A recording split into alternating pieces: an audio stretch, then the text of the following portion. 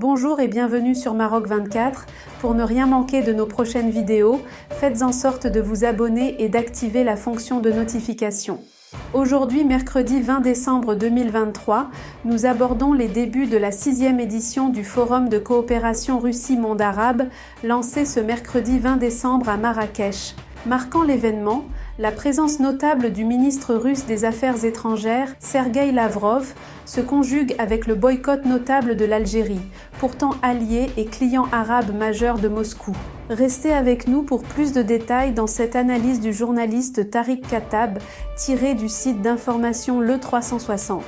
Le Maroc accueille ce mercredi 20 décembre à Marrakech, la 6e édition du Forum de coopération Russie-Monde arabe. L'événement qui se tient au niveau des ministres des Affaires étrangères était des plus attendus.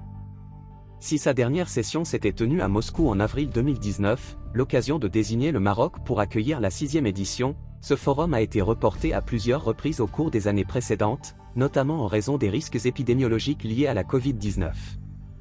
Les travaux de Marrakech portent principalement sur la coopération entre la Russie et le monde arabe et l'importance politique, économique et commerciale de ce forum n'est plus à démontrer.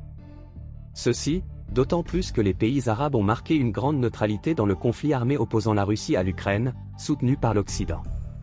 Cette année, l'événement auquel prend part le ministre russe des Affaires étrangères, Sergueï Lavrov, est marqué par la défection de l'Algérie, pourtant principal allié de la Russie dans le monde arabe et son client numéro 1, notamment en matière d'armement.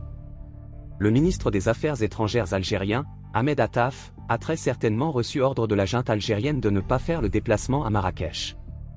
L'organisation au Maroc du Forum de coopération Russie-Monde arabe semble irritée chez le voisin de l'Est, qui se considère comme le principal partenaire de la Russie de la région, lui consacrant notamment le plus gros de son budget dédié à l'armement, 22 milliards de dollars en 2023, et presque autant comme montant prévisionnel en 2024. Ceci, alors que malgré les points de discorde avec le parrain du front séparatiste du Polisario, que celui-ci abrite, finance, arme et soutient diplomatiquement, le Maroc a bel et bien signé présent au séminaire de haut niveau sur la paix et la sécurité de l'Union africaine, organisé dimanche et lundi dernier à Oran, dans l'ouest algérien. Tout comme le ministre des Affaires étrangères Nasser Bourita avait été présent aux travaux du sommet des États de la Ligue arabe d'Alger, en novembre 2022. Un sommet où le chef de la diplomatie marocaine avait eu droit à un accueil et un séjour des plus pénibles, écoute, harcèlement à l'hôtel, une carte du Maroc tronquée, un affligeant manque de protocole, en totale violation des traditions diplomatiques en vigueur. Cela ne l'a pas empêché de remplir ses obligations. Un sens des responsabilités qui ne fait décidément pas partie du logiciel réactionnaire et sanguin de la junte. En boudant cette rencontre, Alger apporte également la démonstration qu'elle ne digère toujours pas le niais que lui a opposé Moscou, s'agissant de sa volonté d'adhérer au groupement économique des BRICS. On s'en souvient, le président algérien Abdelmadjid Tebboune n'a eu de cesse de tenter de rallier la Russie à sa soi-disant cause, multipliant les gestes attendrissants à coups de voyage, et de propos obséquieux à l'égard de Vladimir Poutine. Mais rien n'y a fait.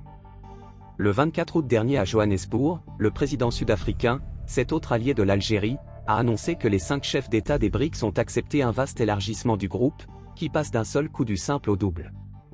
Sur les 6 nouveaux pays qui intègrent le groupement, Iran, Argentine, Égypte, Éthiopie, Arabie Saoudite et Émirats Arabes Unis, aucune trace de l'Algérie.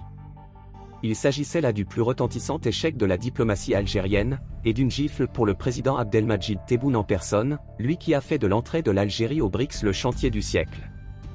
Et on s'en souvient, le coup de massue à l'adresse du régime algérien a été asséné par le chef de la diplomatie russe, qui a expliqué que les critères qui ont présidé au choix des pays qui ont rejoint les BRICS sont le poids économique, l'influence politique et le charisme.